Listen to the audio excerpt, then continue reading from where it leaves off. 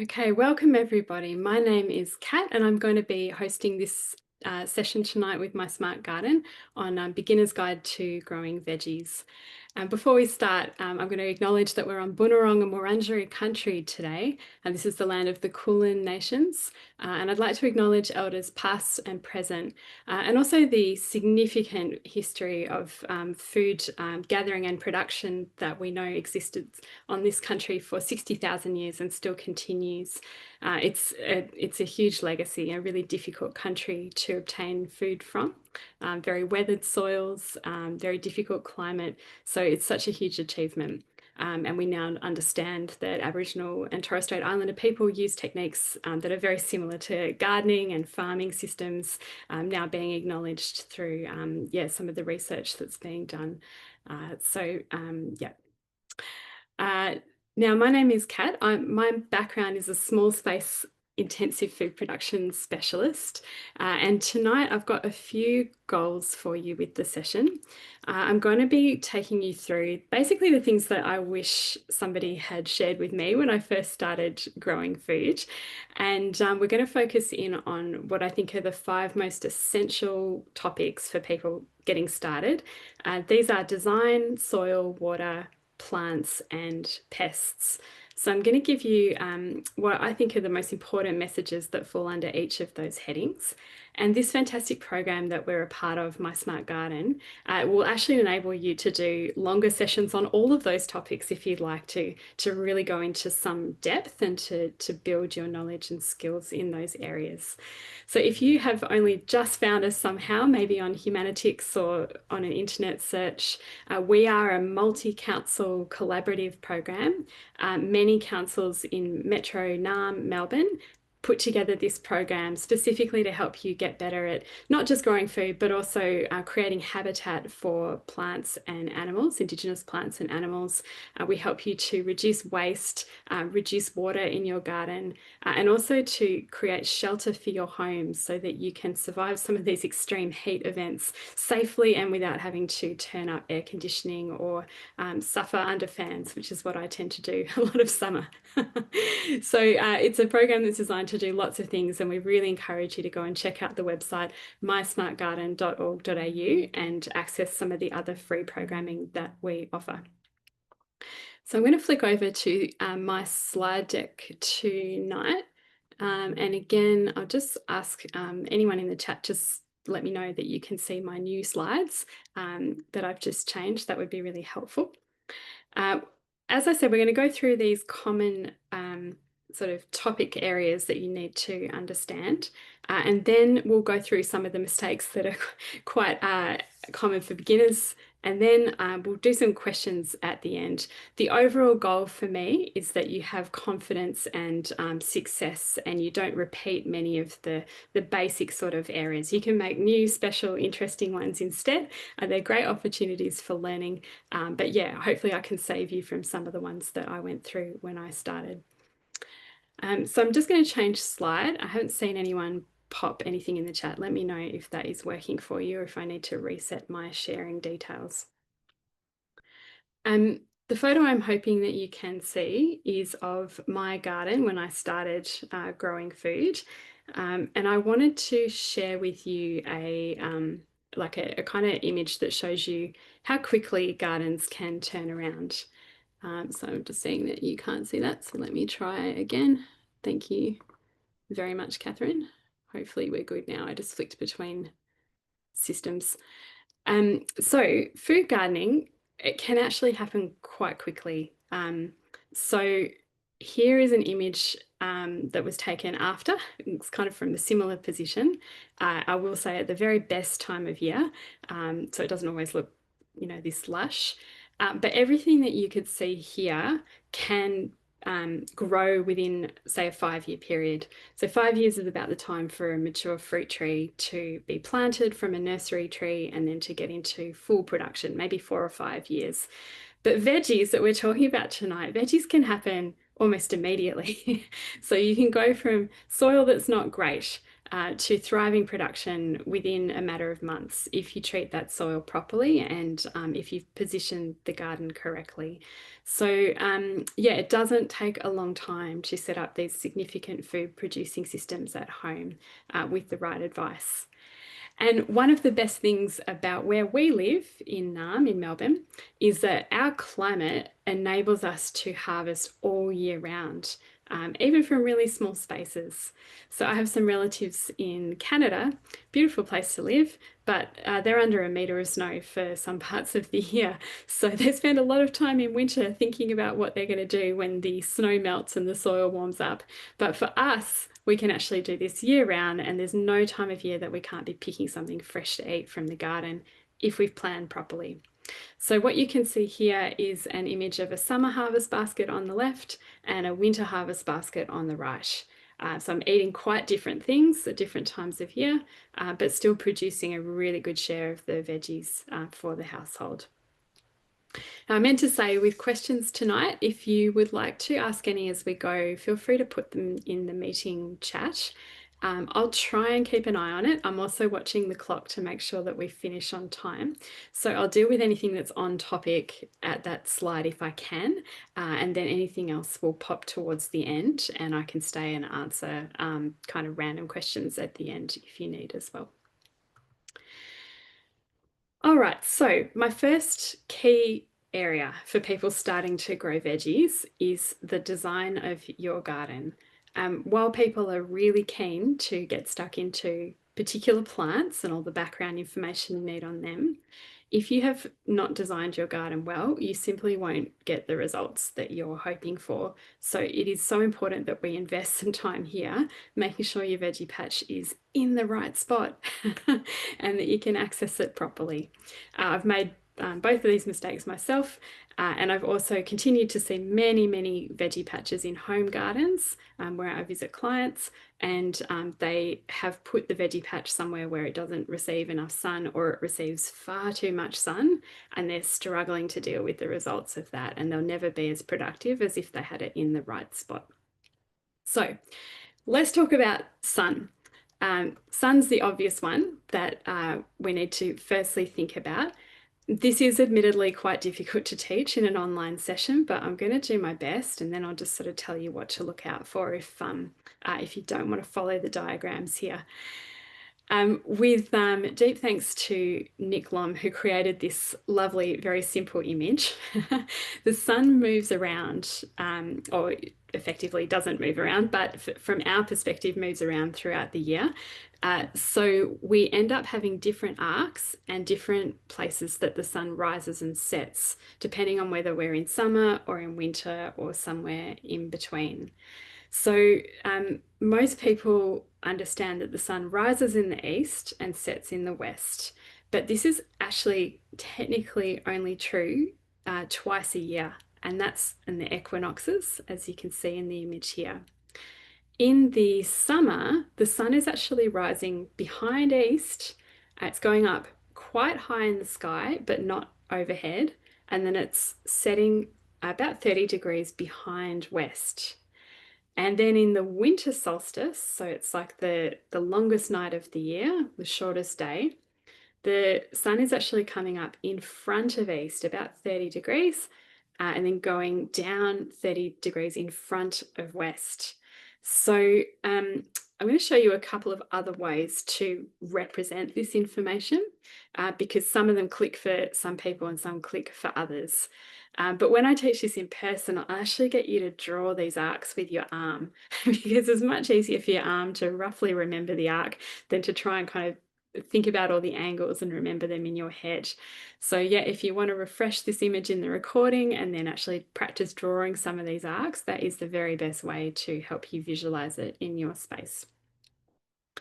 So here's another way to think about that same concept. This is showing you here the summer sun arc, the equinox arc, and then the winter solstice arc here, going up and then coming down in the west.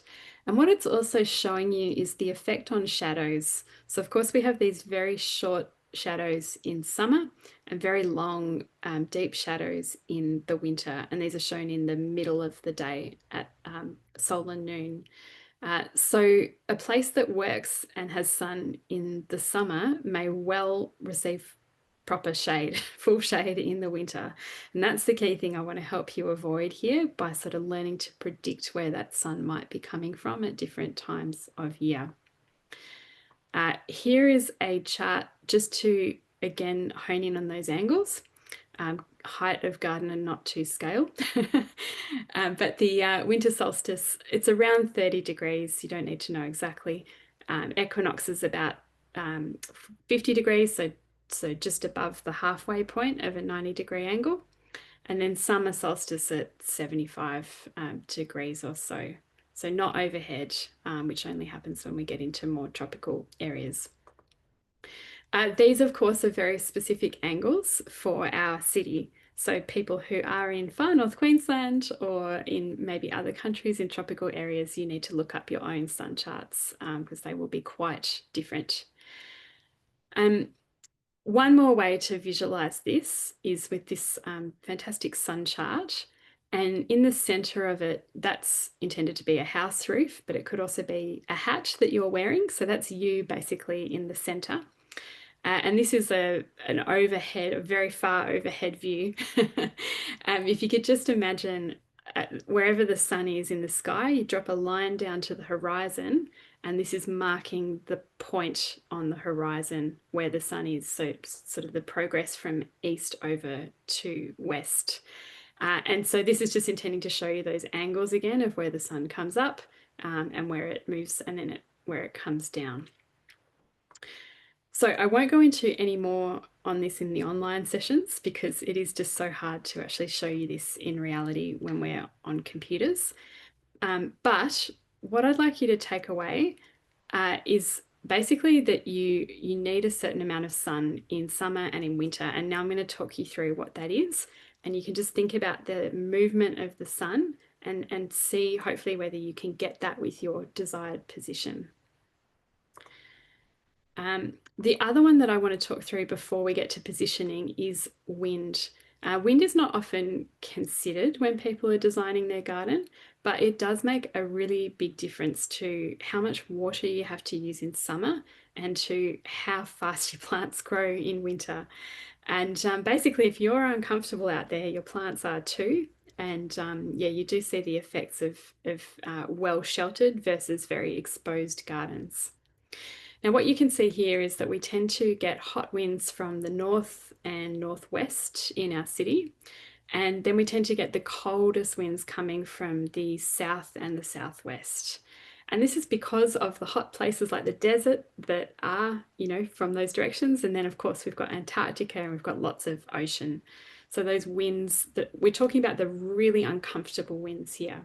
A lot of our winds tend to come from the west, for example, and then they swing around a little bit. But these are the ones that make the most difference because they're the most thermally uncomfortable. So it is important to design for these with protection where we can in our gardens. All right, so choosing the right location for your garden. There's a few things to consider here, and it's always a compromise between them. One of the ones which is also important to hone in on is to put your garden somewhere that you actually see it without having to make an extra trip. So we tried to say to people, put your garden as close to your kitchen as possible. So it's useful to you. You can run out and grab those herbs and get back into the stove. But yeah, also somewhere that you see it in the course of your daily activities. So not right down the back of your garden behind a screen, because you will not notice when those zucchinis get really large or when there's little caterpillars or snails starting to appear. So you want it somewhere where you don't have to do extra work to see what's going on. With that in mind, also we're looking for the right amount of sun. So in the summertime, the most sun-loving plants in your veggie patch will need around 6 hours of sun in our climate. So that's not full sun. It's not the whole day of sun in summer because that tends to be really stressful and it places additional water stress and demand on your garden. So yeah, think about 6 hours of sun. If you do have a choice, not all of us do, having some shelter from the afternoon sun in summer is really ideal because by that point everything is so hot that that extra direct sun is causing the most stress. And then again in summer, the hottest winds from the north and northwest. So if you can provide some protection from those directions, that is really great. Now that could be the form of shrubs and trees, which are the best windbreaks rather than a solid screen. Or if you can't do that, you're in a limited space or you're renting, then maybe having some shade cloth attached to some star pickets from those angles just to soften those winds before they hit your veggie patch. That would be really ideal. So this is in summer. In winter, we need something a little bit different. So I'm just showing you my place here and I've flicked from the summer view to the winter view from similar angles. And this has been very deliberately designed so that in winter I get as much sun as possible. Because that winter sun arc, remember, it's tiny and the sun's not as strong either. So we really want as much of that sun arc as we can manage. And here I've designed it so I've got deciduous trees around the garden mostly. And the evergreen trees like this citrus that I have here are positioned on the southern side of the garden so that the shade from them doesn't obscure any of the veggies. So this opening up happens automatically and it means they get the best of both worlds throughout the year. And of course, if you've put up some shade cloth, you would at this point take it down or move it so that it's not giving you excess shade. In this time of year, the winds that we worry about are the cold, cold, cold southerlies and southwesterlies. So yes, again, if you can move your windbreak and position it from that angle or have evergreen trees and shrubs from the south and southwest angles, that will shelter your veggie bed. And of course, for the whole year, you're going to need an accessible water supply for the garden. That goes without saying. Something else with positioning is we might want to be thinking about soil contamination. And so this is an unfortunate fact about where people have settled, and we have tended to leave this terrible legacy of things like heavy metals and sometimes asbestos or chemical contaminants as well. Lead is the one that tends to show up again and again, and it's the one that I'm most worried about and that the EPA is worried about as well with home gardeners. And this has come from house paint and from petrol and also from lots of industrial uses as well, and things like leaded flashing on roofs and so forth. So there's a lot of gardening that's definitely happening in leaded soils.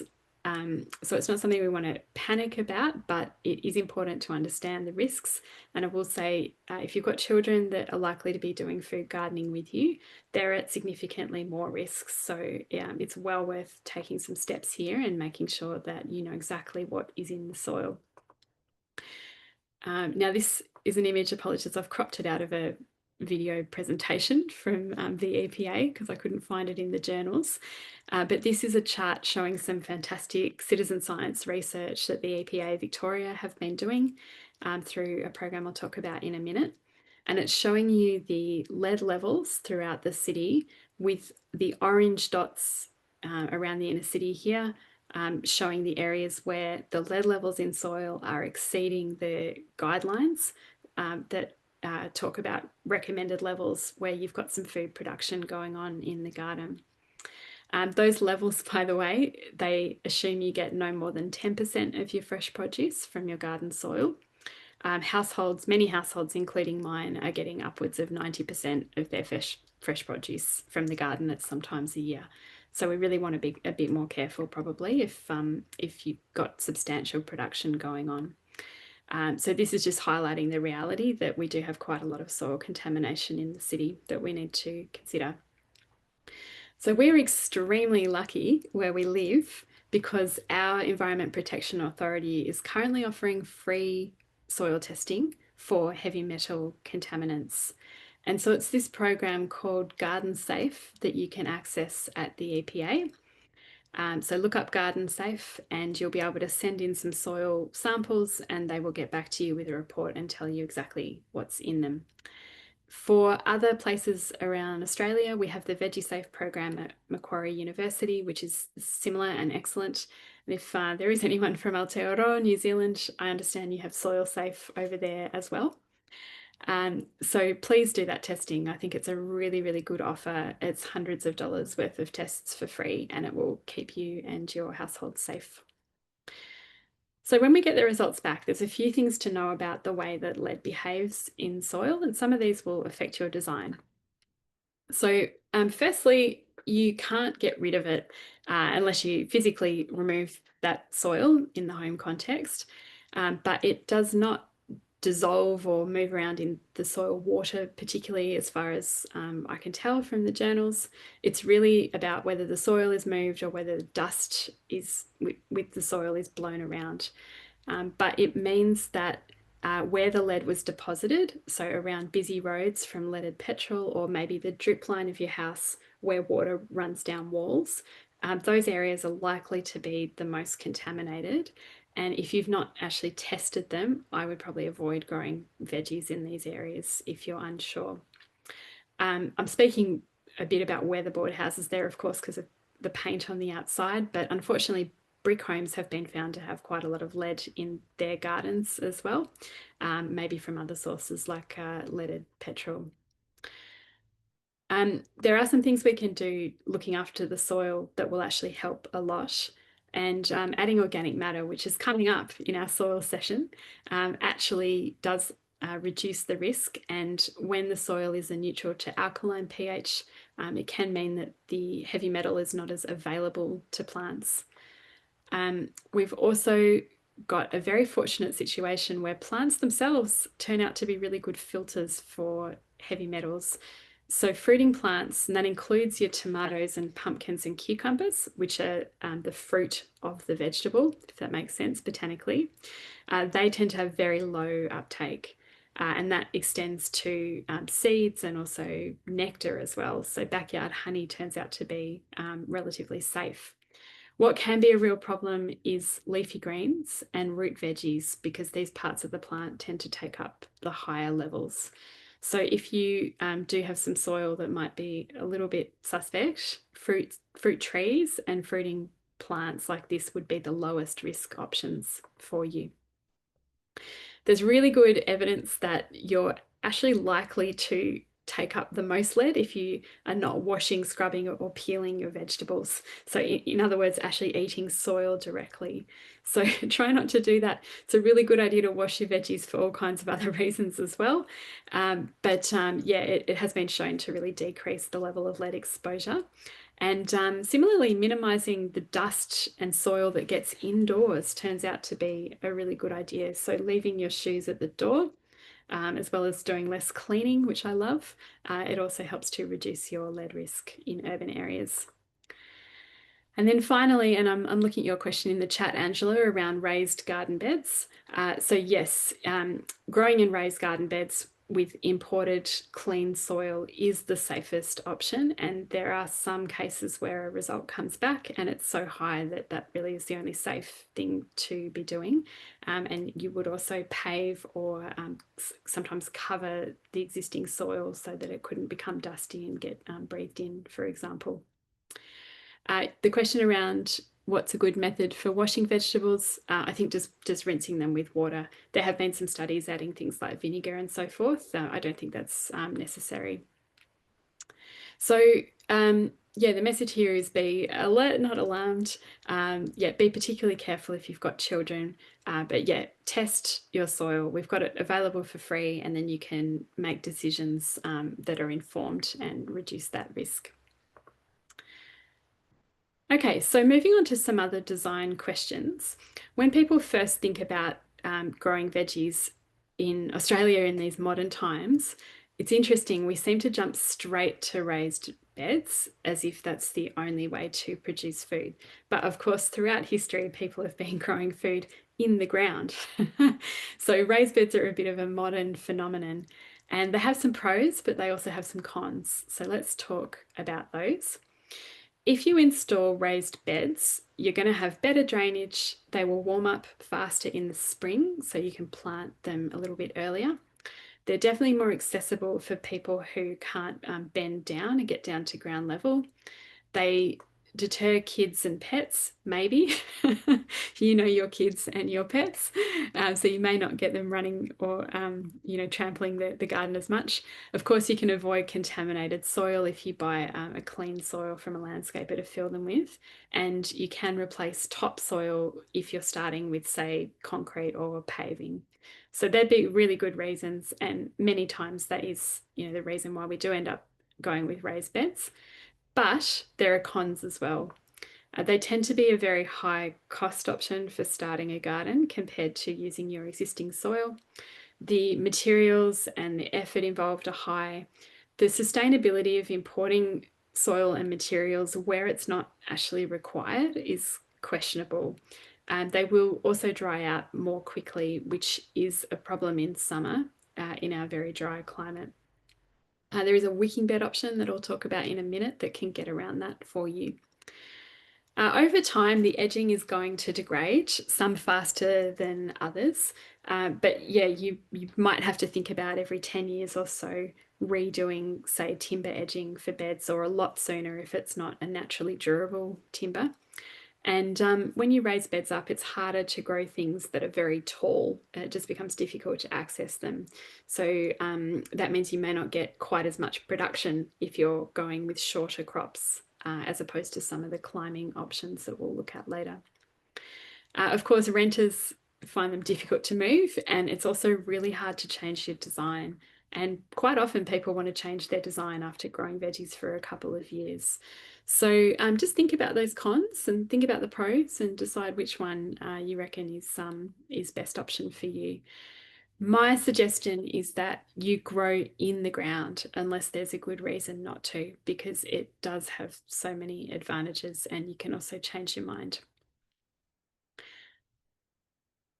Okay, now thinking about your actual shapes of beds and the orientation of them, this is quite key to production, because if you don't have good access, you just simply won't be able to get in there and either harvest or do the maintenance that then results in good yields. So I've got a few things on screen there for you. On the left-hand side is a very cheaply put together garden at a friend's rental in Carlton. They didn't spend much money, but it was a super productive space, and they've got a really nice layout here. So they have designed to reach all the parts of the bed from a path, and that means for many people about 1.2 to 1.5 meters in width. So you don't have to step on the bed to get to anything, and you can do easy reach access when you want to maintain or harvest. If you are working with children, or if you're in a wheelchair, your beds might be skinnier. And if you're gardening in a bed that's against a wall or a fence, then you would only have half of that, so one arm's reach to get to the other side. If you are doing in-ground gardening, then a very common width is 0.9 meters, or around 1 meter.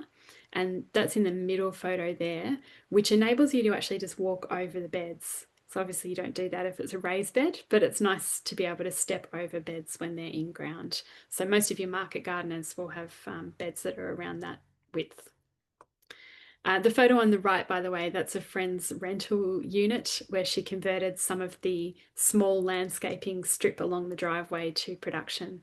And that's an excellent width for one arm's reach, where she could get right to the wall. So if you're getting a rectangular bed, and by the way, I do actually really like just regular shaped beds because they help so much with planning and things like drip irrigation if you're going to go down that route. So if you've got a long bed, then the general advice is to orientate it so that that length is north to south. So not sort of east to west, but yeah, a north to south alignment of the long axis. And the reason for that is if you put in tall crops, it means that the crops that might be shorter in the beds next to them will still get some decent sun. Whereas if you have a very tall crop and then you've got beds that are east to west length, the ones behind them are going to get quite significant shade, particularly in winter time.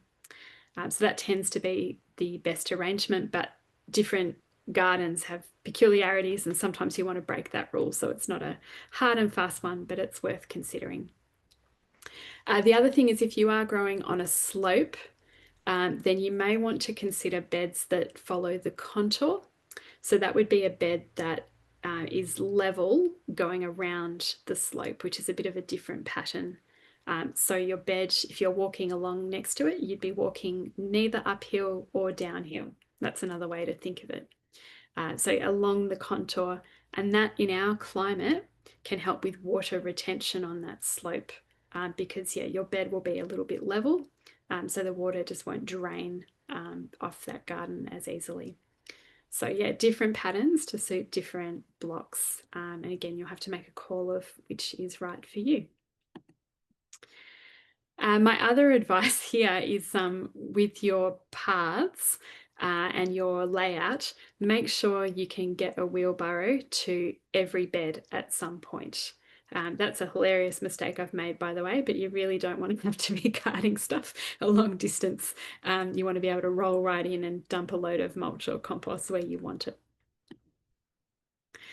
Okay, now some of you will be thinking, right, I've only got space for a couple of pots, and also want to talk about some beautiful designs for apartments and so on. And I have this really fabulous video from my friend Danny that I'd like to play for you.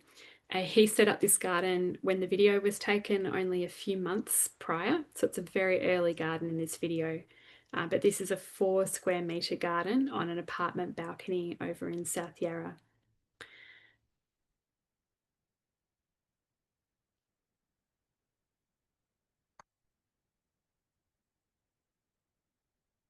So you can see here he's actually got pots that we'll talk about in a minute made out of buckets, and also some experiments like growing plants in some PVC piping, which is amazing, does work.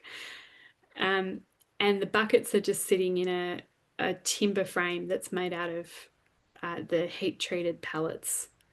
So that frame is there partly cosmetic, but also to keep the sun off the buckets, which stops them from prematurely decaying.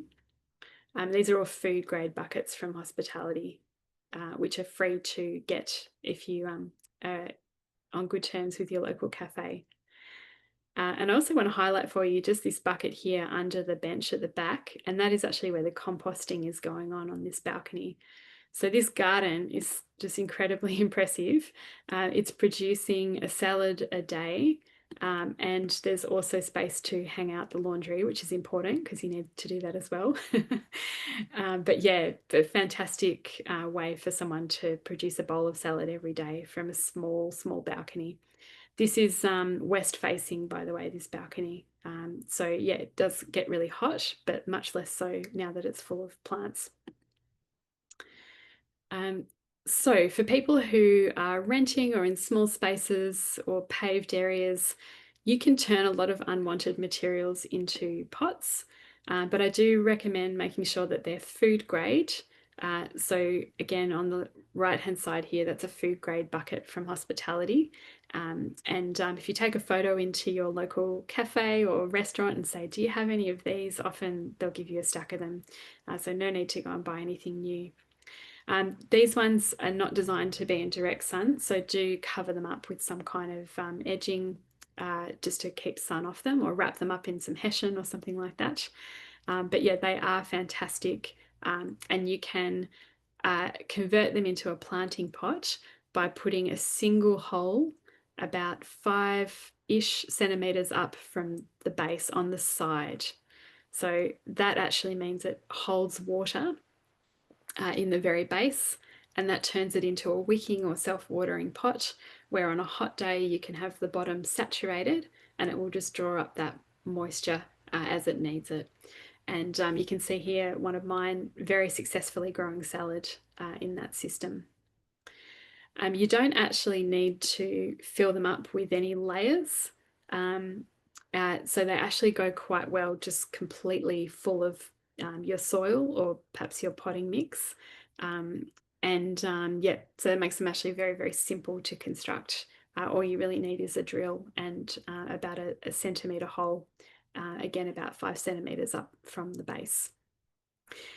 Here are some other pot options as well, some recycling tubs and a bath as well that's been turned into a wicking bed. Uh, One of the common themes of success when growing in pots is that you have at least 30 centimeters of soil depth. If you have less than that, there's just such a small volume of soil there. It tends to heat up really quickly in summer and dry out, and there just isn't a lot of nutrients stored in that amount of soil to keep a plant going. So what you tend to get is bonsai plants, very, very small vegetables for most things that you put in. So yeah, I think around 30 centimeters depth is best if you're serious about growing food and getting full-size plants. If you do need to move them, say between rental properties, make sure that they're actually portable. And things that are full of soil get very heavy. So the practical size limit is about 60 litres or maybe 40 centimetres length, width, and height. And you will need 2 people to do that safely, 2 strong people. Anything more than that size, and it's really not particularly portable unless you've designed it for something like a forklift to come in. Yeah, so one of the things that might be a little bit horticulturally controversial here is in my own practice at home, I've had much more success filling my pots with a sandy soil mix rather than a premium potting mix. And I've developed the opinion that plants evolved in soil and they're not really happy in potting mix, which is essentially like a composted bark product. So please feel free to do your own side-by-side trials. But yeah, I have really found sandy soil to work best, and I treat it exactly the same as I treat my regular raised garden beds that I'm about to show you. So all the same steps, just on a smaller scale in terms of adding compost and mulch and aerating them. For those of you that maybe take long holidays in summer or have beds in a very exposed position where they get a lot more sun in summer than is ideal, or they've got lots of wind hitting them, hot wind, wicking beds can be a nice option for you. And these are quite a technically complicated thing to build yourself.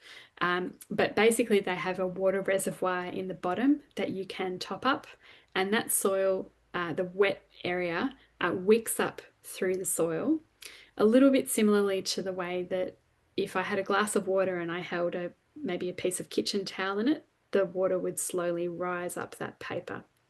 So it's a wicking effect, and it means that the surface of the bed tends to stay fairly dry. So we don't have a lot of evaporation losses, and we don't have a lot of weed seeds that germinate. It can sometimes stay for, say, a week or so in summer before you need to top it up. So really good for people, as I said, long summer holidays, or people who are very, very busy and can't put that effort in to monitor soil moisture properly.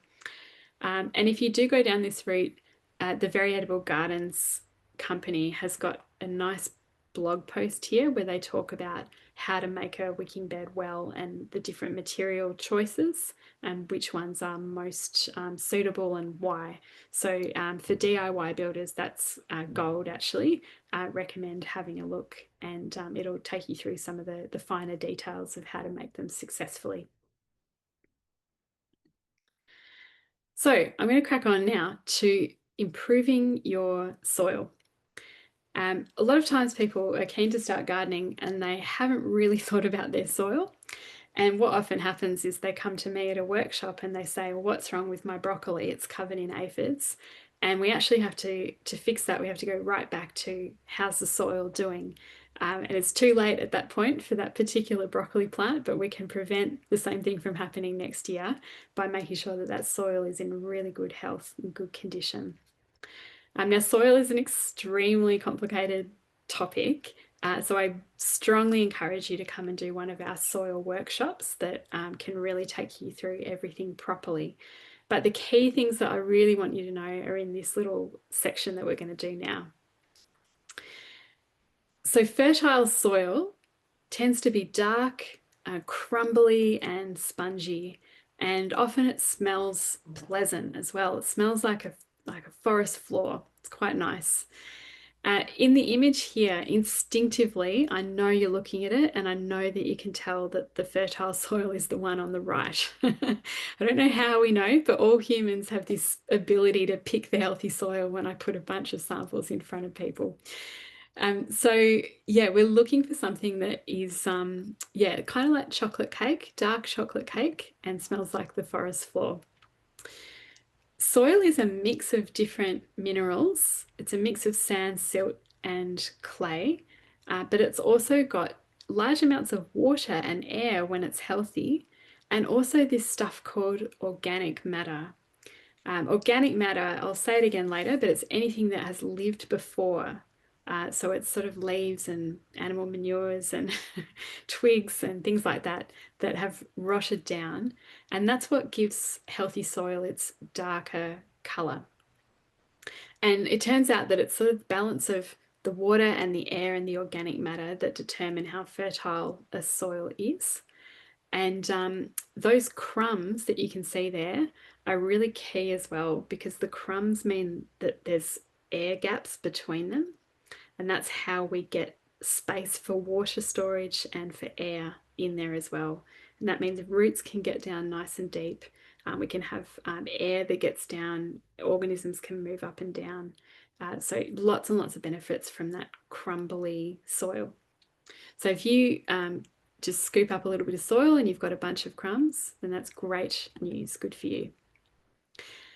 This is the soil that I started with when I first moved into my place. And again, I think instinctively you can look at it and go, yeah, not so good. It's dusty, it's grey. There's lots of sections where even lawn grasses were not growing. After a couple of years of looking after it, this is what that soil looks like. So there's a worm in there. I don't know if you've spotted it. And there's also a lot of crumbs. Yes. And it's getting a bit darker as well. And then there's a more recent photo. It's not actually sort of scooped up, so you can't see the crumbs very well. But do have a look at just the color transition there. And this is something that all soils can do. So pretty exciting, but you can take a soil that is looking pretty dire and then you can turn it around with great management. And it doesn't have to take too long either. So that soil there, just going back, the degraded soil that we started with, within 3 months, I promise you I'm not lying here, within 3 months, it was growing broccoli like this. Because we basically dumped organic matter on it. We used a technique called no-dig gardening, where we build up layers of, I think we used horse manure and straw and leaves and things, and it was pumping that soil full of organic matter. So much so that we just got this fantastic crop, the very first crop actually that we planted in that garden. So it doesn't take long. I find that just tremendously exciting. So the secret to all of this is organic matter and actually cycling it around and around. So anything that's lived before is useful. So that's leaves, it's twigs, it's animal manures. And that usually as gardeners, we apply it in the form of compost and mulch. Unfortunately, we can't go into how to make compost tonight, but that's another workshop I just think is essential knowledge. So really do try and attend a compost workshop. And I know that we have one coming up through My Smart Garden. Organic matter as well, something to understand is you can't just apply it once. And if you think of the way that we require food 3 times a day, we don't just have one meal once and, we're done with food. Organic matter gets used up, so we have to constantly be cycling it around and around the garden. So we need to think of ways to connect these sort of loops. So these things like leaves and twigs are getting cycled back into the soil. If you don't have enough of your own to start gardening, generally I recommend for people buy mushroom compost, or I could also add in there worm castings as well. They are quite reliable composts to buy commercially because they come from specific sources that don't change. Mushroom compost comes from the button mushrooms you buy in the supermarket as a kind of waste product of their production. Worm castings is like basically worm manure actually from a commercial worm farm. Other things that are sold as compost and labeled as compost in bags, honestly could be almost anything. That there's a very wide range of quality, and you are, yeah, likely to be just a lucky dip for what you get in there. So mushroom compost is probably the cheaper of the two. And the only thing I just need to put, and sorry, this is a bit technical, but if you end up testing your soil pH and your soil pH is a bit above neutral, so probably 7.5, 8, 8.5, and so on, then mushroom compost is not for you because it can actually increase your soil pH even further and put you out of the ideal range. So yeah, just with that little asterisk in there, mushroom compost is what I would normally use. Worm castings also very, very good, but also tend to be quite expensive because they are high quality. So if you've got a large area, worm castings might not be viable for you to buy. Otherwise, just start making your own compost. It's actually better than anything that you could buy commercially, and super valuable skill for you to have. When you are preparing your garden beds, the process that I would use, and again, sorry, I do this in pots as well. So this is for beds and for pots. I will use about a 3 to 5 centimeter layer of compost every time I plant across the entire surface of the bed or the pot. And that's probably a bit more than what most people expect when they start gardening. So just sort of a heads up that it can be a lot of compost, which is why you may need to top up. The general process that I personally use, there's lots of different ways to do this, and it's not that they're wrong, it's just the way that I do.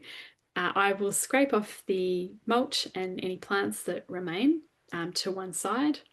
I will lay the compost out and rake it across the surface to make sure I've got that kind of depth across the whole bed. And then I'm going to get in there with a garden fork that I'll talk about in a minute and just gently aerate that soil, and at the same time mix that compost into the top maybe 10 to 15 centimeters. That's making sure that it's actually getting into the root area where it's most needed, not just sitting on the surface where the roots won't necessarily find it quickly enough.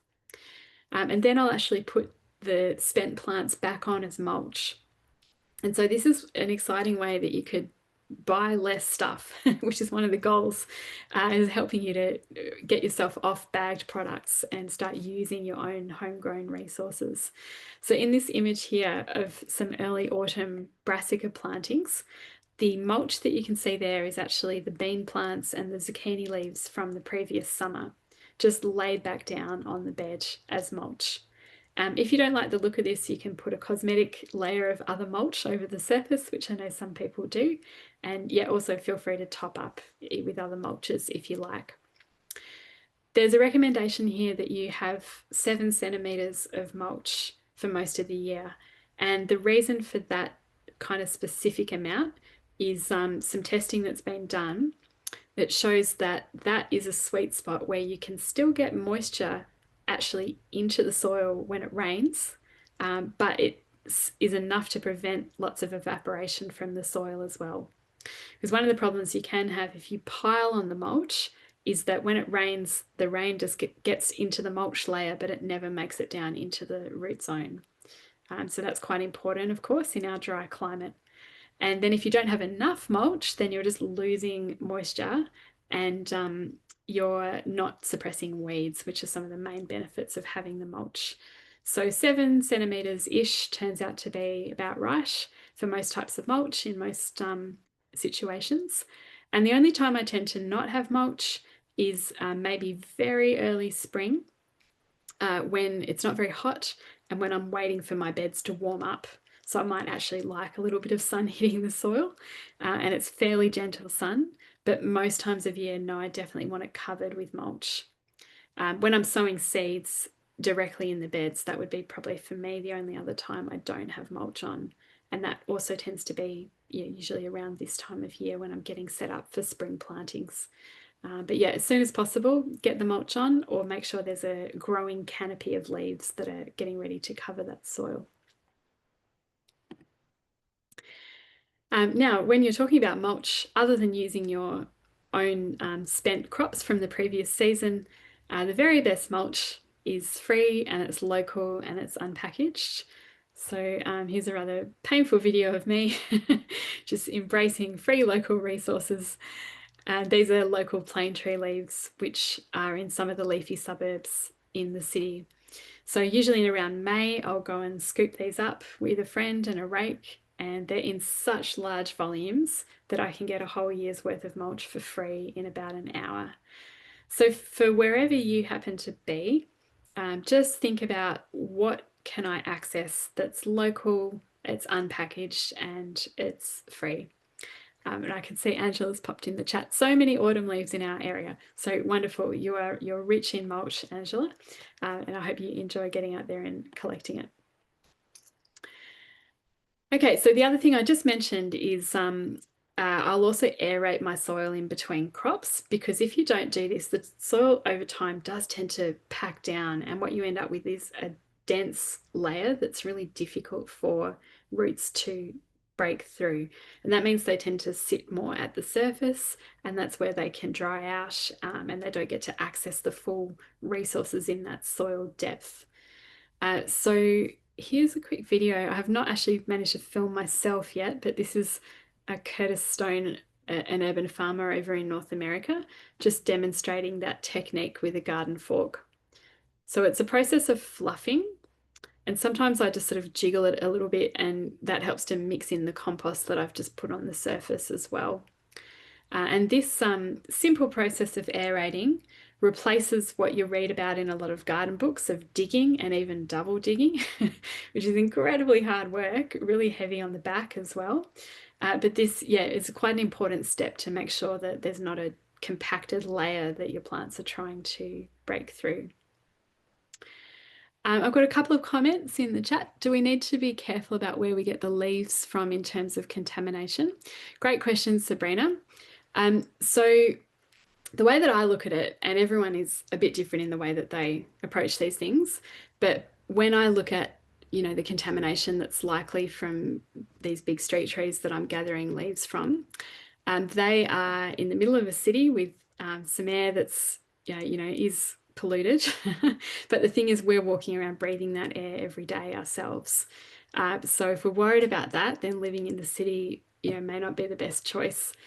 These trees have got very deep roots, and contamination from things like lead is happening at the surface level.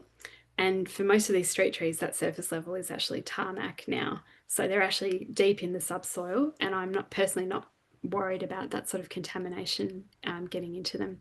What I do try and avoid is, you know, rubbish, some of which might be sharp or dangerous. So I tend to go to really polite suburbs with quiet back streets, and I jump in there and get the leaves when they've recently fallen, so they haven't had much time to get mixed with any litter and things like that. And Paul has also just noted plane tree leaves can cause an impervious layer that stops water penetration. Yeah, it can limit where the water can seep into the garden bed. So thanks for reminding me, Paul. I do actually water quite well before I put those leaves on. But then, yeah, to be honest, I don't have that much difficulty with keeping the beds wet. I just water those leaves, and it does get through that mulch. Or if you can, you could scrape them aside and just put the hose in there, or use drip irrigation underneath them as well. Okay, so right, we're getting on to water. So that was a lovely segue. Thank you. Some tips for water, and this is a very obvious point here, but it does take water to grow your food. And when I visit home gardens, yeah, people are often looking for a silver bullet. And they ask me about whether they should add mycorrhizal fungi to their soil, or, you know, maybe biochar, or any one of a number of other products, some of which have merit and some of which maybe don't, to be honest. But usually when I look at their soil, they've either chronically underfed it, so they're not adding enough compost, or they're just not giving it enough water. And this photograph here, I love to show people because it's showing carrots that were planted from the same seed, so same variety, same time of year, same row, same bed. The only difference is the ones at the top were in the center of the bed, where I managed to keep the moisture for them nice and consistent, and the ones in the bottom were at the edges of the bed, and they tended to dry out periodically. So it just makes such a huge difference getting your water right. And if you have been trying to grow veggies and you're not really getting the kinds of yields that you're sort of hoping for and expect, if your veggies are not getting to the same size as the ones at the market in the shops, then really reassess whether they're getting enough water. You do have to use water to grow food. I'll talk about some ways to minimize it now. Also, so how do we know if we've got enough moisture in our soil? This is a really important question. And I've tended to ask this to all my friends who are market gardeners and farmers.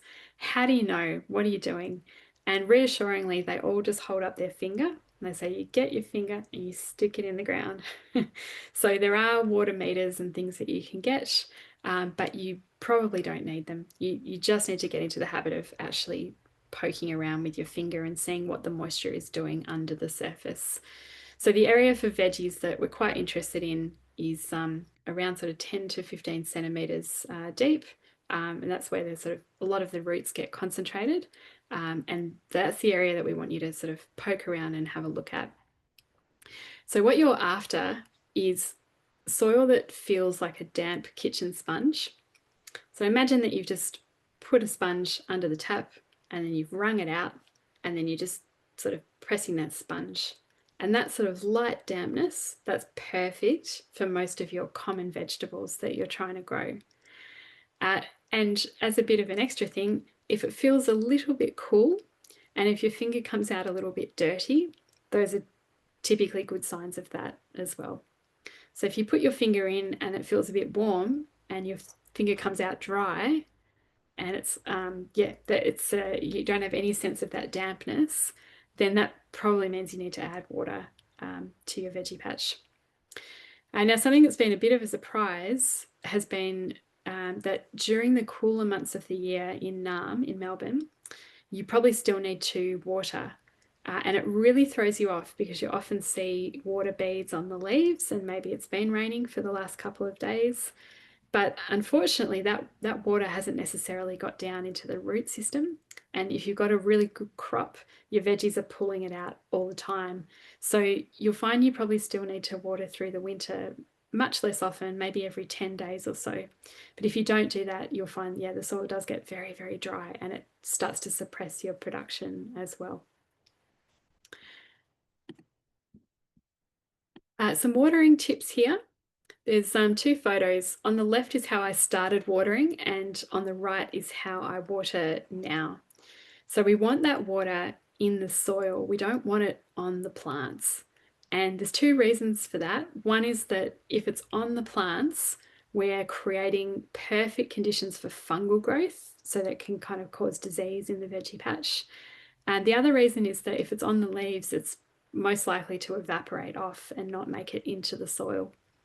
So I try and steer people away from most gardening gadgets and tools and bits and pieces. But one that I do think is really worthwhile are these watering wands, because to actually do that is quite a pain on the back for many people to crouch down and get that water directed at the soil.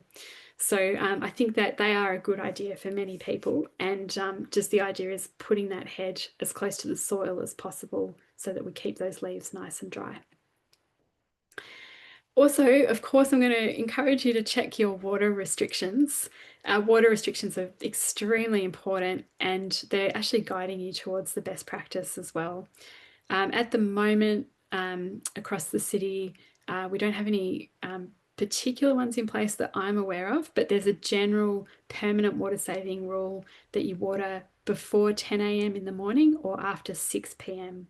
And that's just great advice anyway, because you're avoiding the middle of the day when you tend to have more losses to evaporation. So just keep an eye on those, make sure you're following them, and that'll mean you use less water to get the same job done. Another really big learning for me has been to keep checking your soil moisture, remember, with your finger, while you're watering to see how deep that water has gone. It's actually quite surprising how often you'll stand there with a hose and think that you've put a lot of water on.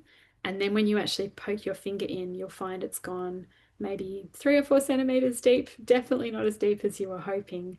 And sometimes that's just, that soil can actually hold healthy soil, maybe about 25% of its volume.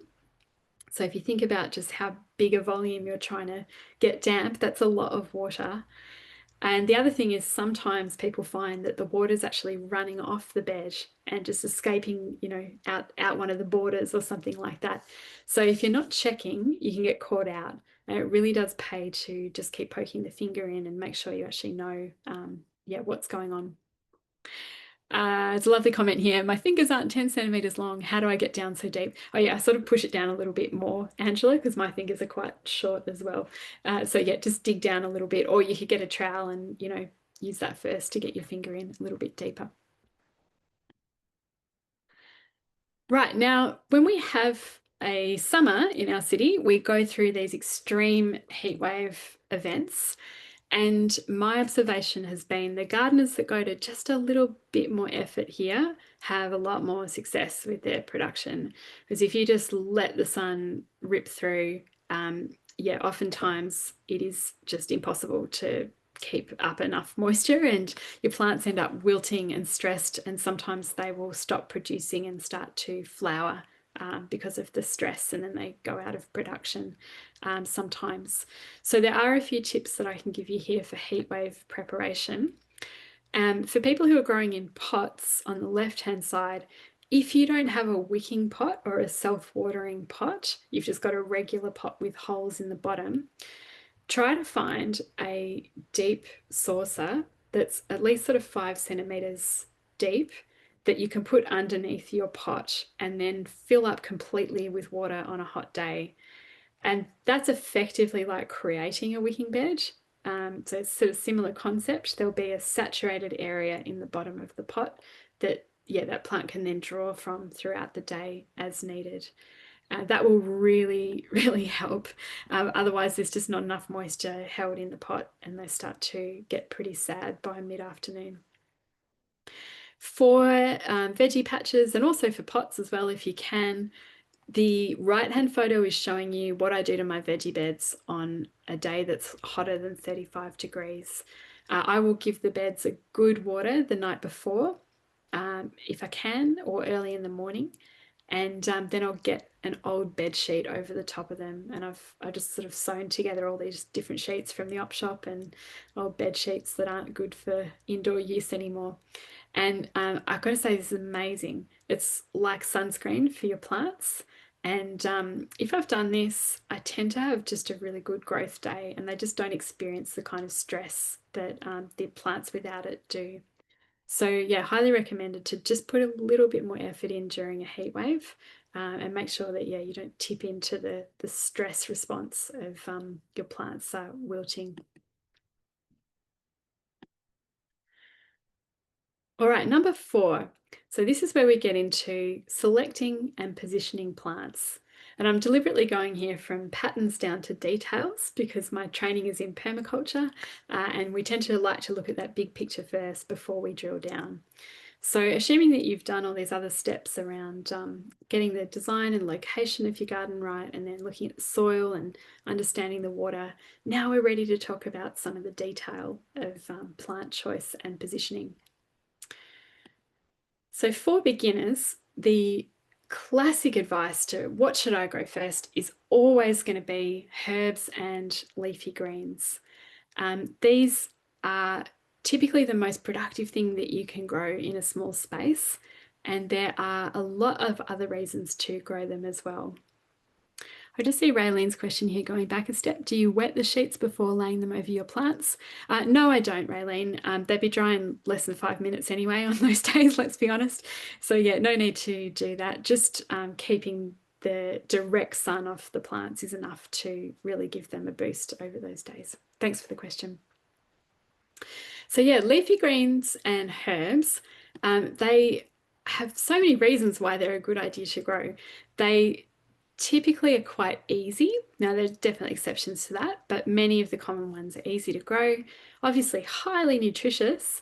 They tend to be quite expensive to buy by weight, of course. They have a very short shelf life and also what's called high embodied energy, which means that because they have a short shelf life, the energy that's expended to often wrap them in plastic, refrigerate them, and put them on a truck very quickly to get them to you, yeah, it means that there's often a lot of energy use in there. So often that means lots of fossil fuels and things like that. So the carbon footprint of them tends to be quite high. And this is somewhere where people who have sustainability as a value can make quite a big impact at home. For those of us who aren't blessed with access to enough sun, many of them can be grown in part shade. So that's a big advantage.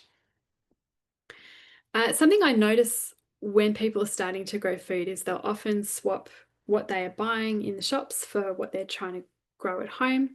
And that strategy does make sense, but there's sometimes when it catches you out because you start trying to grow something that's a lot harder than it needs to be. And a big one that I notice is people trying to grow spinach to replace spinach that they buy either frozen or as baby spinach greens. Whereas actually, it's much easier to achieve that by growing something like silver beet. Silver beet, if you plant it once in spring and you look after it, it will feed you all the way through till the next spring and sometimes even longer.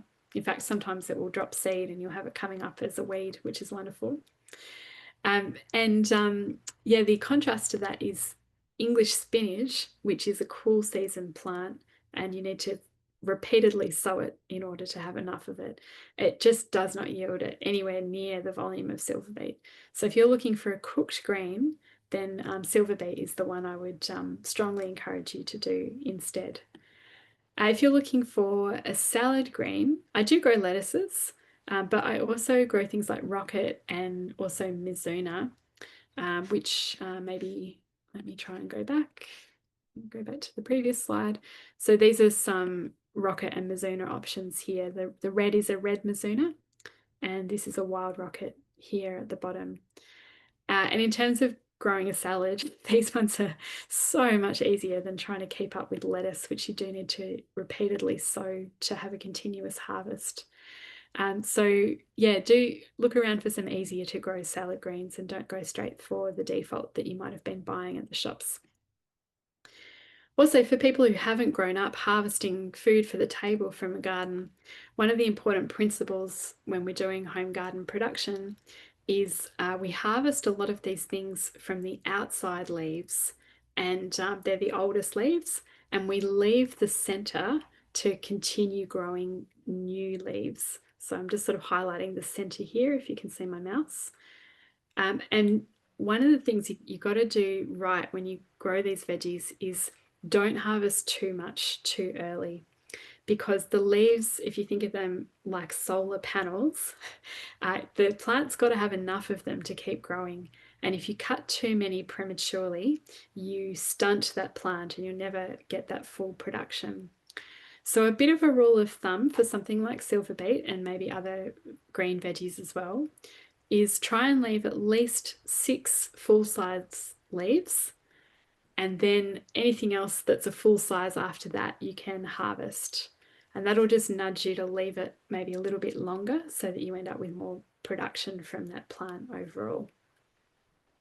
And in the background here, there's a red silver beet, and all those little brown chunky bits at the base, that's where I've pulled a leaf off that plant. So if you could just, I don't know, see how many leaves have come off that plant. It's many, many, many, many bunches of silver beet from one plant. And that's the benefit of harvesting it properly and also looking after that soil and moisture as you get that production. Angela's noting parsley grows like a weed as well. Yes, absolutely. That's another really good one for home gardens. Okay, so thinking about people with small gardens, which is a lot of us these days, some tips here for selecting plants for the best yields. And what we want to do is look for plants where you can harvest most of the plant for most of the time it's in the ground. And We want to look for things where we spread out the harvest and it's also got sort of more than one edible part. So these photographs here are broccoli on the left, and that's a sort of normal broccoli. And for us, we will not just eat that normal broccoli flower head there, but actually all of those leaves and the stem, because a very exciting thing about plants in this family, a lot of them are exactly the same species. So this is called Brassica oleracea, and it's exactly the same plant as kale, believe it or not. And I've challenged people to tell the difference between kale and between a broccoli leaf when I've put them in a salad or cooked them. So that entire thing there is basically a crop for us. And if we were to only pick the flower head and eat it, we're missing out on probably half of the crop. So that's a big way for home gardeners to get more out of their space. On the right-hand side is a sprouting broccoli. And these ones are pretty great for home gardeners because you can get this continuous supply of the sprouts for maybe up to about 3 months, as long as you keep harvesting them and don't let any of them flower. So whereas on the left-hand side, we've got a flower head that generally people pick all at once, over here we could have little bits of broccoli over 3 months, and it's a much better deal for home gardeners. Although I'm going to tell you, we've been a bit crazy with this, but it does work. These days, if we do grow a broccoli like the ones on the left, we actually cut like a pizza wedge out of it in the garden. So we can actually leave a lot of it in the garden until we're ready to eat it, just by sort of cutting a wedge out of that. And it does work, although it looks very strange. And that means, yeah, we get nice fresh broccoli rather than something sitting in the fridge for a couple of days. Next, we want to look at varieties for a better yield. And it may come as quite a surprise, just the difference in yield from essentially the same vegetable. If you've got two different varieties of tomatoes, for example, everyone's going to find they've got different ones that work better in their home gardens. And there's a seed company called the Diggers Club that runs some trials on different heirloom varieties every, I don't know, 20 or 30 years. And they found through their trials that the highest yielding tomato yielded about 20 kilos per plant as an average. Totally wild, amazing stuff. The lowest yielding tomato yielded 2 kilos per plant on average. And that's under, professional management as well, I should say. So the point here is not, oh my goodness, which was the one that was 20 kilos? I've got to grow that one, because you're probably not going to have the same results. But every climate and even your individual way of managing your garden is going to influence which types work best. So the game here for home gardeners is to just try lots of varieties side by side and hone in on the ones that work best for you. And a shortcut for that is actually to meet some local gardeners, chat to your neighbours, go and talk to some community gardeners and ask them, what are your best tomato varieties, and start trying those ones out as well. So what you see in the photo in front of you is my A-team. And this is the collection of tomatoes that I grow, most of these every year. And I know that they're reliable for me. I've been growing them for more than 10 years now, and they never really fail me. But I have had other tomatoes that have been distinctly disappointing. And once I've ruled out, maybe dodgy seed or something like that, I don't bother growing those tomatoes again. So just find your A-team and do your own trials until you find ones that are doing well. Another piece of essential advice for small home gardens is to make sure you're using vertical space. There are climbing varieties of lots of vegetables. So for example, we have what we call indeterminate tomatoes as opposed to determinate tomatoes. The indeterminate ones essentially just keep on climbing or keep on growing until the cold weather arrives and shuts them down. So those ones are great because you just get this long continuous harvest and they grow up and up and up. And so you just keep getting more and more crop. We've also got climbing peas and beans. And so for example, the yield expected from a climbing bean is about 3 times what we'd expect from a bush bean, and they take up the same sort of flat area in your garden. It's just one of them goes up. So we want to try and find the up ones and give them something to climb on. And lots of other crops, lots of other veggies can climb as well. But yeah, the message is see if you can do something vertically, because you will just get much better yields from a small space. And that photo there is some of my garden beds, just looking at the trellises that I've got. So these days tending to use quite a few star pickets because the crops are actually really heavy, and weaker trellises tend to pull them over. But yeah, bamboo is a great resource as well. If you've got it growing at home, you can use that in a lot of your trellising as well. And the black lines that you might be able to see coming down are bits of old stockings or clothing that I've torn up, and they can wind around stems gradually, or twist the plant around them as a way of training them up as well. Some other tips for packing things into small spaces are to grow quick, small crops like radishes underneath your slower growing larger veggies. So you sort of plant them at the same time, but your radishes will be ready often in about 30 days, and your slower growing veggies might take a little bit longer than that. So you can just get this quick catch crop in before your main crop takes over. And some plants, we like to plant them in succession, which means we put in 2 or more batches over the season, say over summer, and that means we get a more extended harvest because they can sort of finish up a bit early otherwise. So we make the most of our warm season by putting in successive sowings of things like beans in particular, and corn, and radish, beetroot, lettuce, etc. So yeah, good thing to do, put some notes in your diary and just pop a few more in the ground. I also like to talk about some more resilient food plants. So things that cope with drought and extreme heat, which tend to be our most challenging conditions here. And yeah, it's not that you'll love all of these, but the thing is, the more of them that we can get into our gardens, the more resilient our food supply will be. So for example, I've got on the left at the top some wild rocket, and also that's the middle image as well. And this is a type of rocket which is a specialist for growing in hot, dry conditions. And in fact, the middle image is showing you the edge of one of my raised beds. And it's the same place that I used to try and, extend my carrot crop if I was growing carrots in that bed. But these days I don't try to put carrots on the edge of the bed. I just grow wild rocket on the edge instead. So it's much easier. I don't have to worry about keeping that soil consistently moist. I just have something that matches those conditions. It's also growing in some friends' pavement, as you can see up here. So I do need to highlight there is weedy potential for this vegetable, but it is actually becoming the most common type of rocket that is grown horticulturally, just because it's so tough and well adapted to our climate.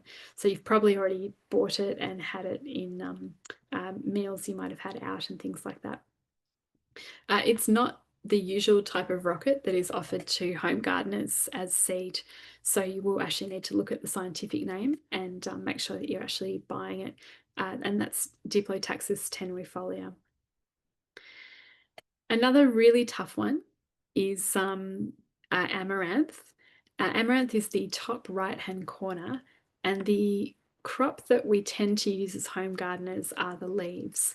It's got these really striking flowers, and the seed is edible and sold. It's a major seed crop, but in home gardens it's really difficult to get enough of it to make it worthwhile.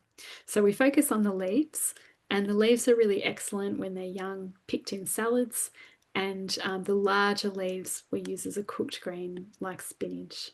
And around the world, amaranth is a major vegetable for millions and millions of people, but has not really taken off commercially in Australia, which is a great shame given how well adapted to our climate it is. It is, unfortunately, it's another weedy plant, so I acknowledge that. But see, the thing about amaranth is that it does not matter how hot it gets. I never worry about losing my amaranth. Like it's just absolutely tough, resilient through heat waves. And that makes it an extremely valuable crop for me over summer. It's actually a major source of cooked greens for our household over summer. And the bottom left is this plant warrigal greens, or New Zealand spinach, or my partner who's got Maori heritage calls it kokihi.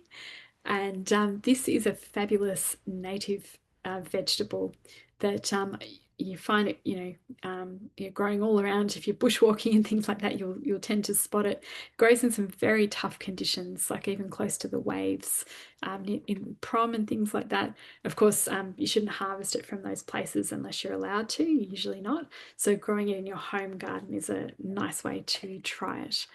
And yeah, the question here from the chat, have you got a nice recipe for warrigal greens?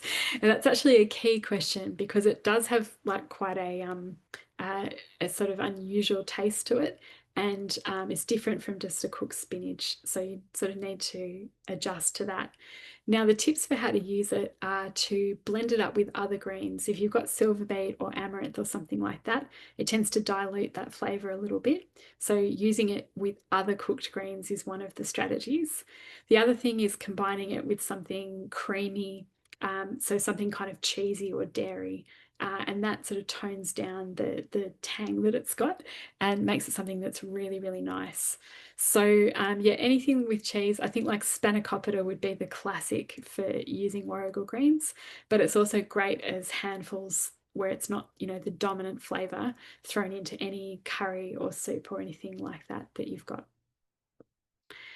And finally, in my resilient food plants list, I've also included a mustard in the bottom right-hand corner, a red mustard. And this variety is a Saka red mustard, but there are quite a few. And the reason I like to include this one is it seems to be the most shade tolerant vegetable that I've discovered so far. It will grow with some success even underneath cauliflower plants, but certainly if you've got limited sun for only a couple of hours a day, yeah, this plant really delivers. If you eat it fresh, it's got a bit of a nasal horseradish wasabi thing going on, so not for everybody.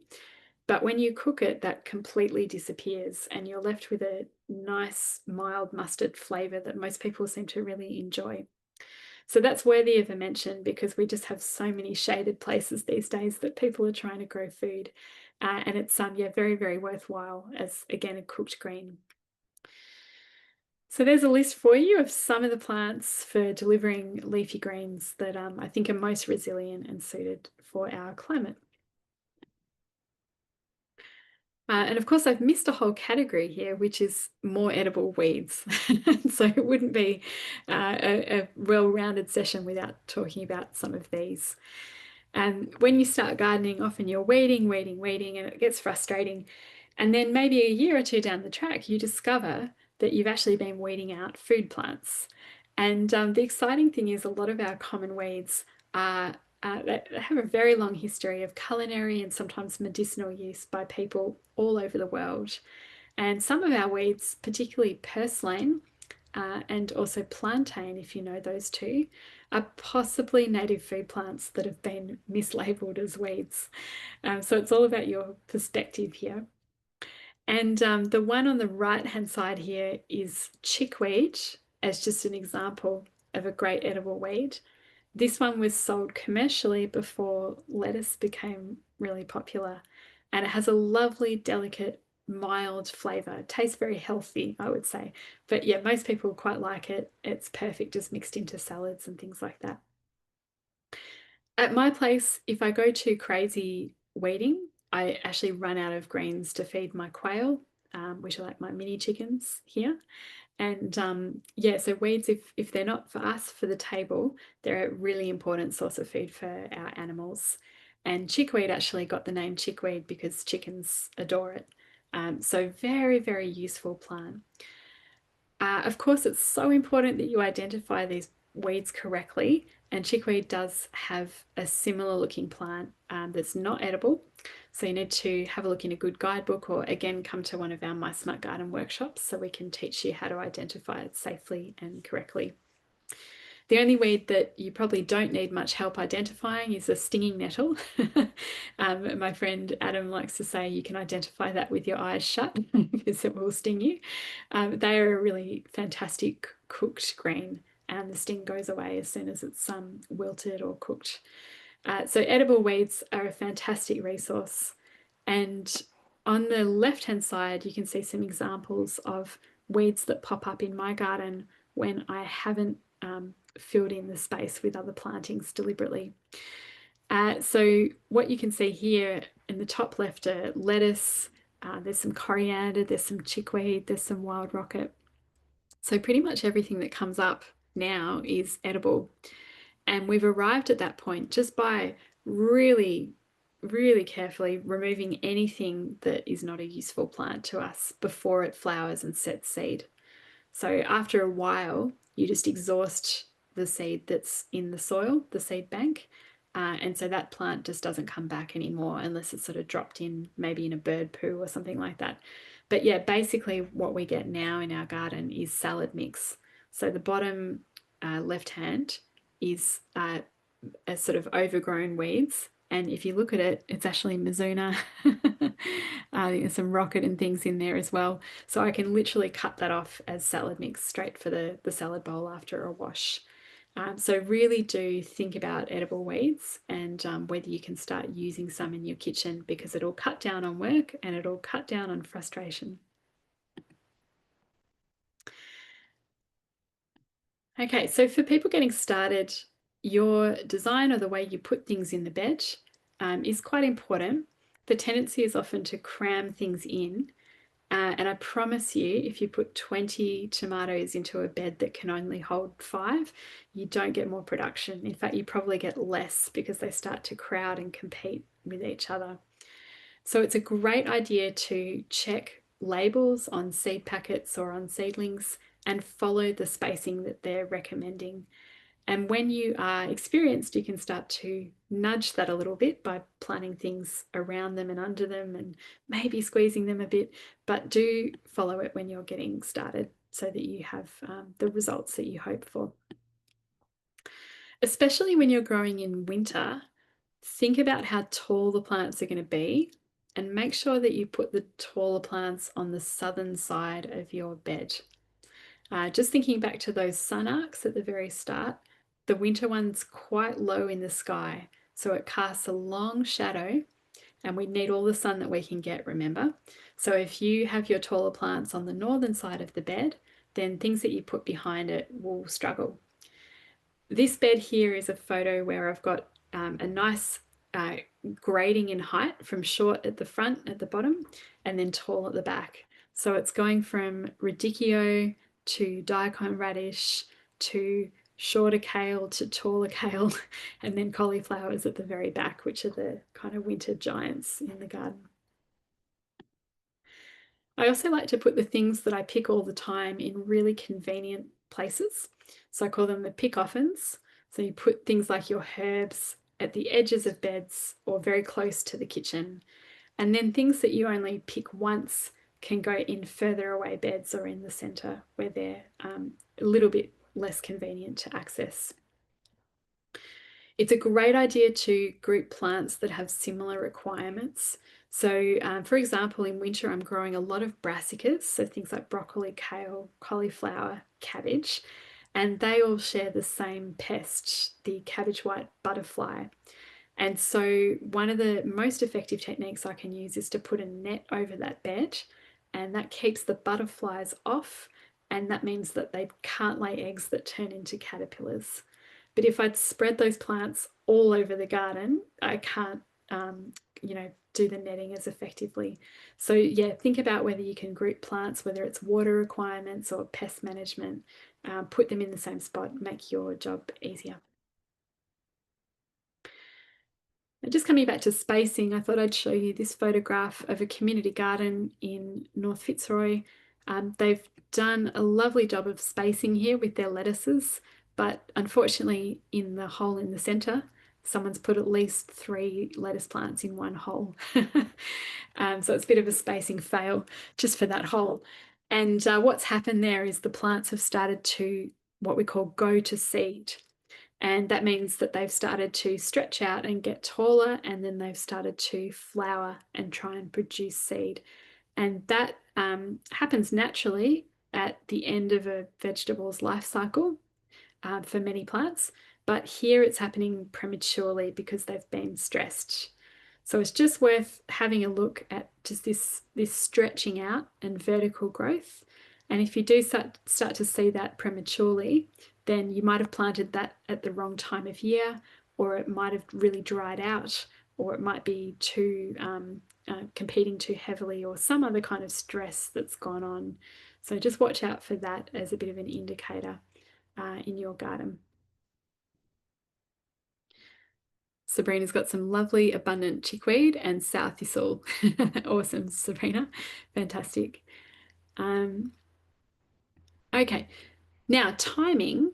Of course, you can look this up in lots of guides, but doesn't necessarily mean that they're exactly for your climate. There's a lot of different times of year that you can plant some things, but I've just put up here my timing for our place, which we call the Plummery, which is in inner city Naarm, Melbourne, actually in Northcote, for those of you who know the area well. So we're quite built up and we're growing in raised beds.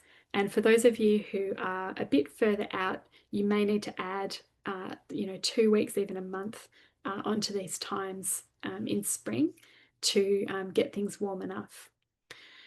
We are aiming for year-round production of veggies, and one of the surprises here is actually I've already got my tomato seeds up. So I know it's really cold, but in late July, I put my tomato seeds in punnets, and I keep them indoors in the lounge room, nice and cozy. And as soon as they poke their heads up, I take them outside during the day to get sunshine and then bring them inside at night. And in that way, I have seedlings ready to go into the beds in September, and I get about a month more tomatoes than everyone else who starts planting their seeds a month or so later. So this is just my own personal list of when I plant. The other lesson here is if you want to have food to eat in winter, you need to start thinking about planting it sometimes in February from seed, or March as seedlings. And that will allow, say, your big brassicas like your broccolis and cauliflowers to get up to a size where you can eat them in May before they really slow down in their growth. If you plant them in May as seedlings, then they can take so long to get to eating size that you don't really get much from them until spring arrives, and that's when you often want to clear your beds anyway. So yeah, there's a bit of a slowdown in growth, and you need to accommodate for that if you want to have some food all year round. Question from Angela, will you share your slides? Maybe not the whole slides, Angela, but I share like a summarized version of the notes. So you should get that coming through, and I'll definitely share the recording if you want to recap any of these and pause. Something else, if you're aiming for year-round production, is I would recommend you divide your garden into autumn and spring beds and summer and winter beds, so that when one of them is coming to a peak in production, you start planting the other, and then they kind of swap over. So you've got this consistent transition between the two. Because if you plant everything all at once, then you'll have a massive crest of production and then nothing for a while, which is upsetting. So if you want this continuous yield, then you need to sort of plant at staggered times. And I find that's quite a helpful way of thinking about it. And yeah, remember, growth is slowing down over the cooler months, so it really helps to have things in March so that you can start eating them in May. Okay, my final topic for tonight is managing pests and diseases. It's a bit of a hot topic, lots of different types of pests and diseases, so I'm not going to go through all of them. It's more about giving you the general approach, and then by all means come along to one of our My Smart Garden workshops.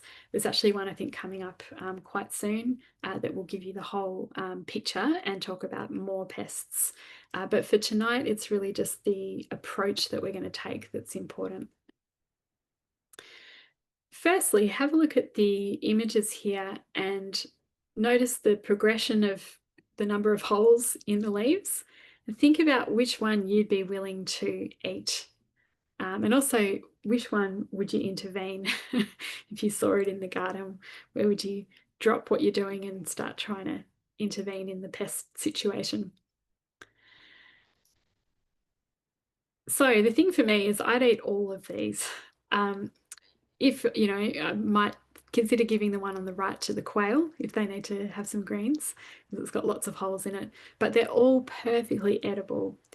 And I guess the point here is that we've been trained as consumers that produce has to be absolutely perfect with no holes in it, or we should reject it.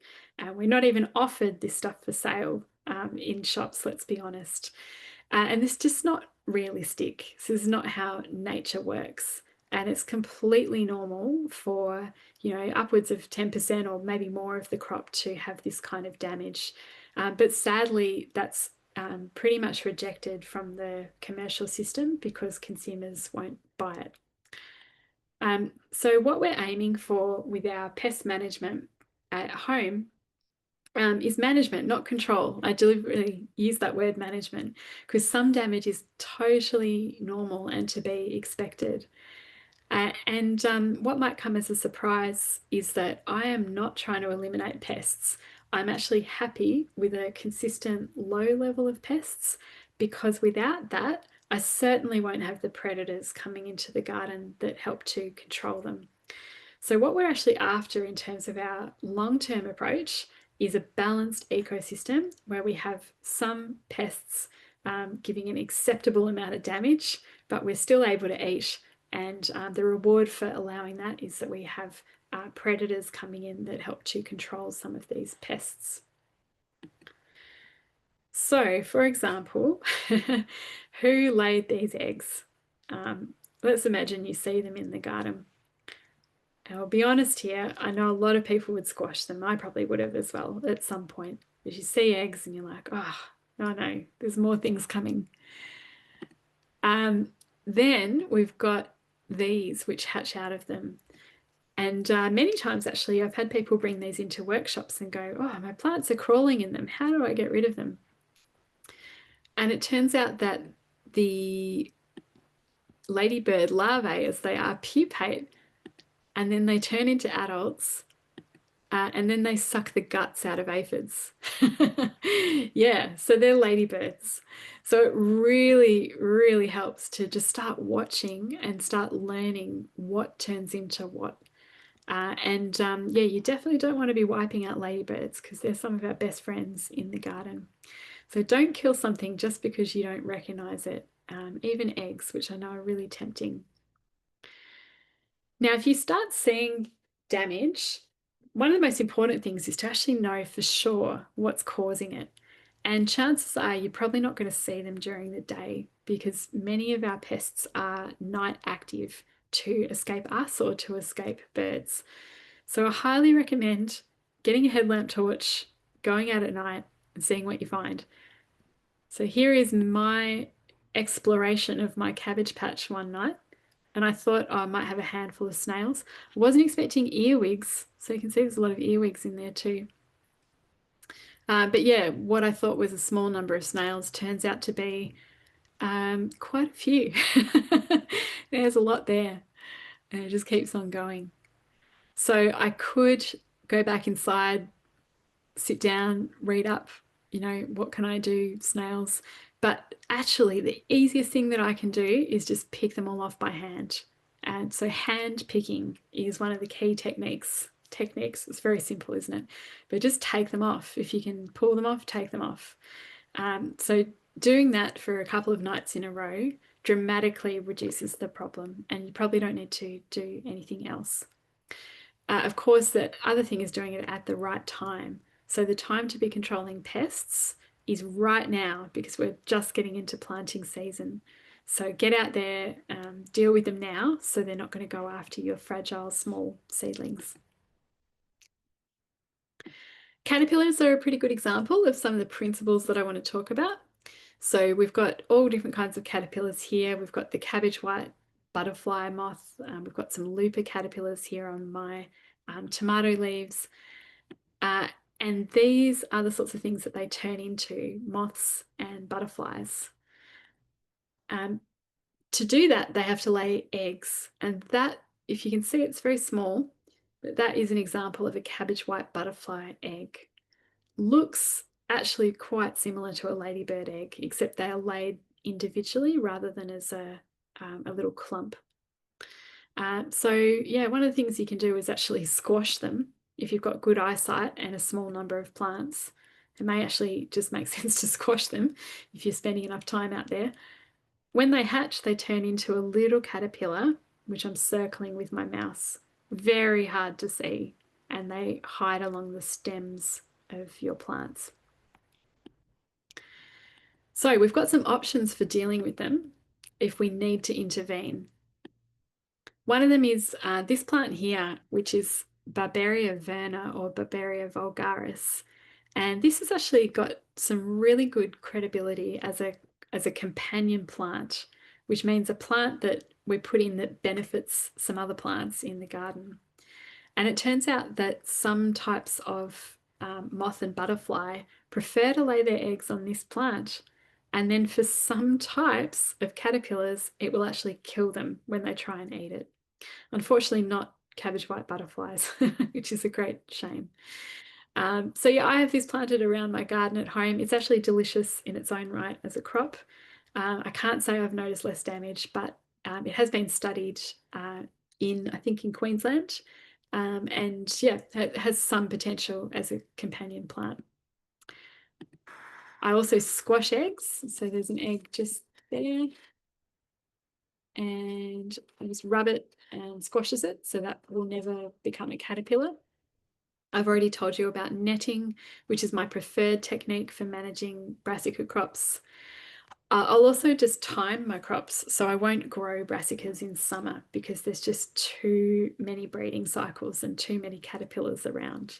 So you can pick and choose what you grow and the time of year to limit damage. If none of those things are possible, I sometimes resort to an organic certified spray. And I'll just highlight the organic logo on this product down the bottom. There's a lot of pesticides and things available to home gardeners that I think probably we might regret in the future.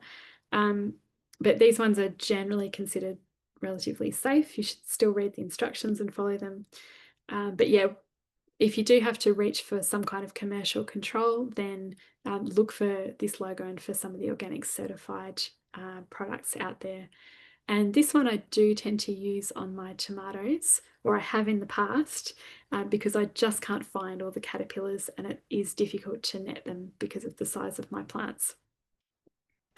Now Sabrina's put, what about deploying an army of chickens? That's a generally great idea, Sabrina. However, chickens in the veggie patch during the productive time will probably be eating your plants as much as they'll be eating caterpillars as well. So chickens are great as an in-between strategy between crops to clean up pests before we put the next round of crops in.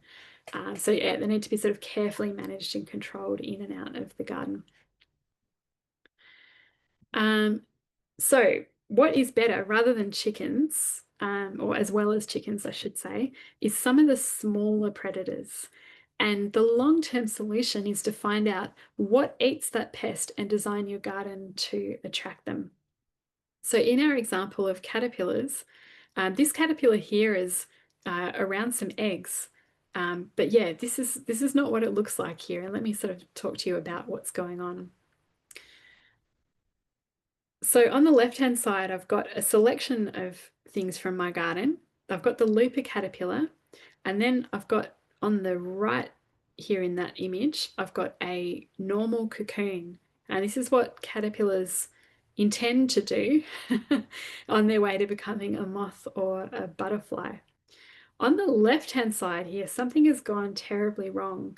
And in fact, a caterpillar here has been infected by a parasitic wasp, and the eggs of that wasp have basically incubated inside that caterpillar's body and swollen up.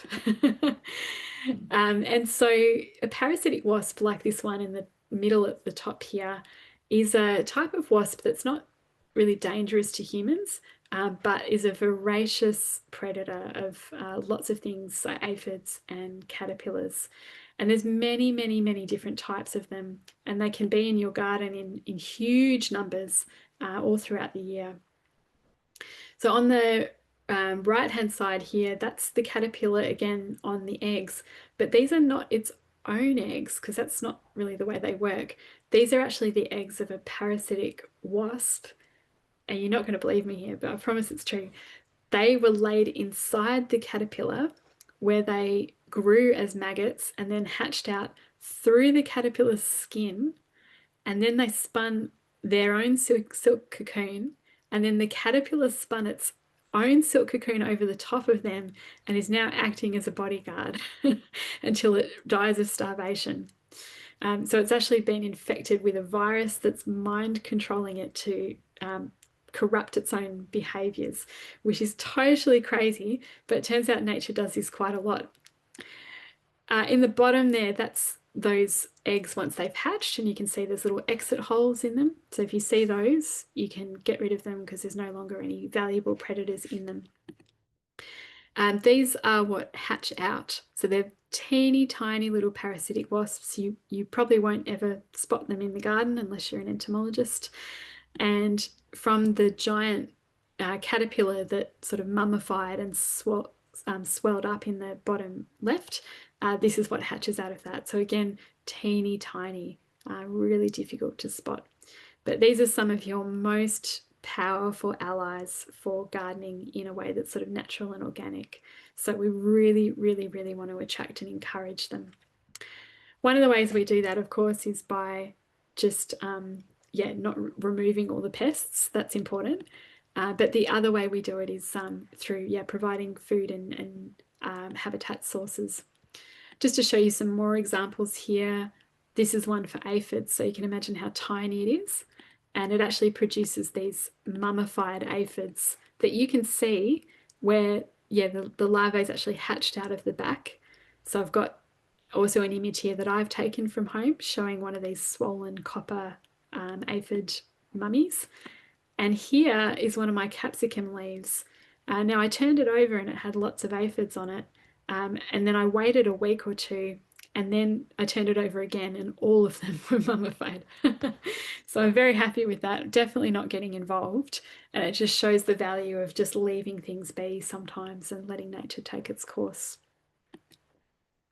So what we want to do to attract these predators in is provide lots of flowers because most of the adults require nectar. So the shortcut is lots of daisy and umbel shaped flowers and just lots of small flowers. So some of the recommended ones would be definitely parsley. It's great to have for all kinds of reasons. Definitely some daisies, so it doesn't really matter what type of daisy, or all daisies have really good small nectar cups that they can access. And also alyssum, ALYSSUM, which is actually an edible flower, very pretty, good in hot spots, quite small, so tucks in easily. And this one flowers for most of the year. And also in early spring, which is when we really, really want to have the nectar available.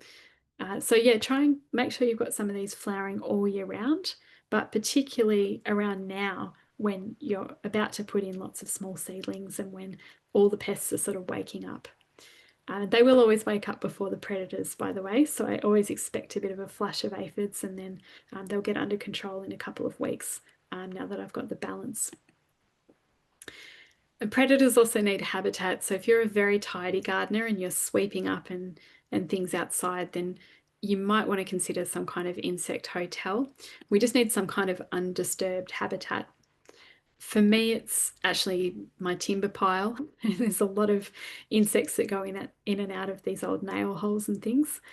Native bees, as well as some of these parasitic wasps.